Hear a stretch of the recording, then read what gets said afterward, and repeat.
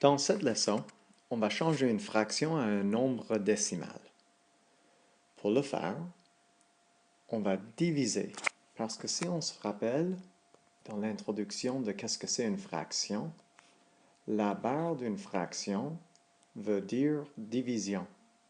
Alors, si sur un quiz, tu as reçu 6 sur 10, tu fais 6 divisé par 10, et tu peux le faire avec ta calculatrice. Et 6 divisé par 10, c'est 0,6. De même, si c'est un grand test d'unité et il y a 100 questions, si tu reçois 75 sur 100, pour trouver ta note, tu vas faire 75 divisé par 100.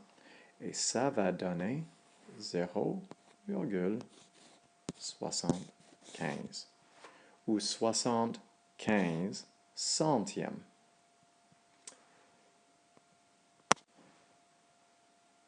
On va faire ceci un peu plus tard dans le cours, mais on peut aussi changer ceci à un pourcentage. Et si tu as 6 sur 10, c'est 60%. Et si tu as 75, c'est 75%. Comment est-ce qu'on arrive à ça? C'est quelque chose avec le décimal. On va le déplacer. Sur 100 veut dire 2 places. Et voilà, le pourcentage. Maintenant, une question un peu plus difficile. 9 divisé par 16. Et on va trouver que la réponse est 0,5625. Normalement, on utilise 2 places à la décimale, alors on peut arrondir cette réponse à 0,56 ou bien 56%. Ah, je m'excuse, il n'y a pas de la place. 56%.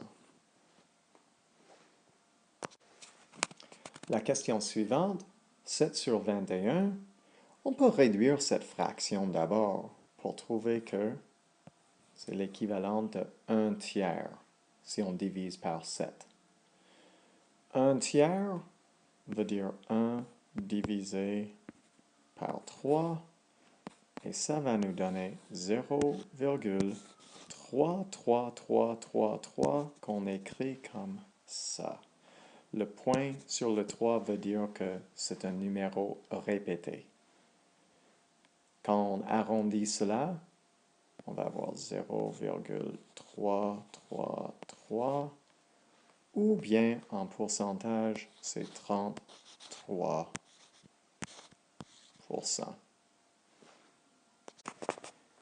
Maintenant, voici quelques fractions que tu peux essayer. 3 cinquièmes égale 24 sur 32 et finalement 8 sur 13. Alors, pesez pause et essayez de trouver ces réponses avec une calculatrice. Après, vous pouvez vérifier les réponses à la fin. Voici les réponses que tu aurais dû trouver avec une calculatrice.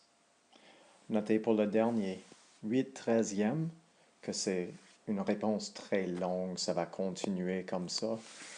Alors, on va arrondir la réponse à quelque chose de plus courte. Et 3 places après la décimale, ça va, ça nous donne 61 et 5,5%. Alors, bonne chance. Vous pouvez l'essayer avec des fractions de ton choix et on va te voir en classe.